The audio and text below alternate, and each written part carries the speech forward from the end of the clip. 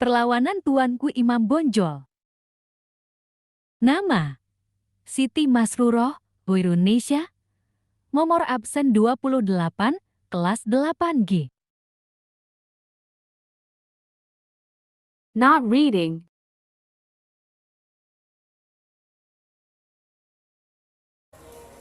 Assalamualaikum warahmatullahi wabarakatuh. Perkenalkan, nama saya Siti Masruroh Indonesia, nomor absen 28, kelas 8G.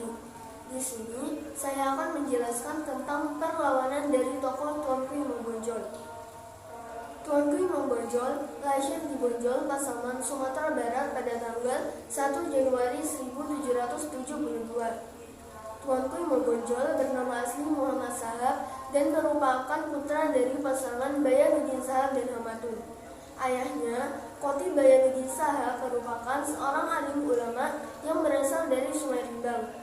Tuanku Imam Bonjol dikenal berjuang dalam Perang Padri pada tahun 1803 hingga tahun 1838. Perang ini terjadi karena keinginan di kalangan pemimpin ulama untuk menerapkan dan menjalankan syariat Islam sesuai dengan Ahlussunnah wal Jamaah yang berpegang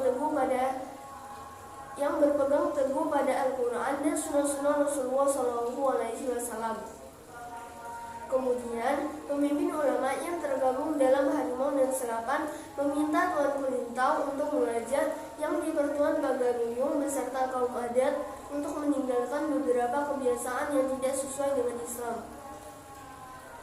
Dalam beberapa perundingan, tidak ada kata sepakat antara kaum Padri dengan kaum adat. Seiring itu, di beberapa negari dalam kerajaan Pagaruyung bergejolak, dan sampai akhirnya kaum Padri di bawah pimpinan Tuanku Pasaman menyerang Pagaruyung pada tahun 1815 dan pecah pertempuran di kota Tangan dekat Batu Sangkar.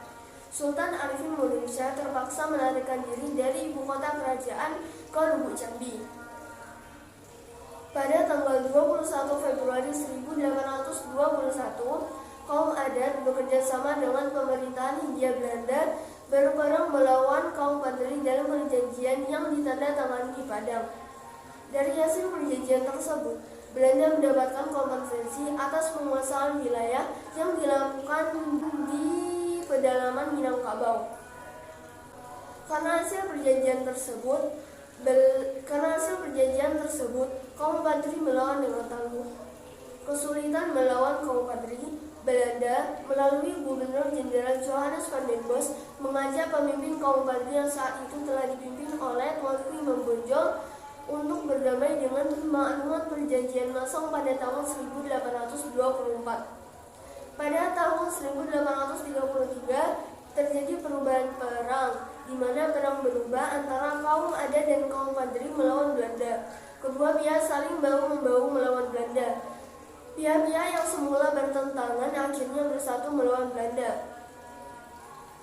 Semakin lama, Belanda semakin kuat dalam Perang Padri, hingga pada Oktober 1837, Tuanku Imam Bonjol menyerah kepada Belanda.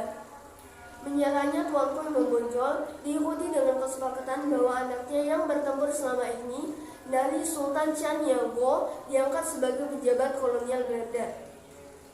Tuanku Imam Bonjol dibuang ke Cianjur, kemudian dipindahkan ke Ambon, dan akhirnya ke Lota Minasa dekat Manado. Di tempat terakhirnya tersebut, ia meninggal dunia pada tanggal 8 November 1864. Ia dimakamkan di tempat pengasingannya tersebut.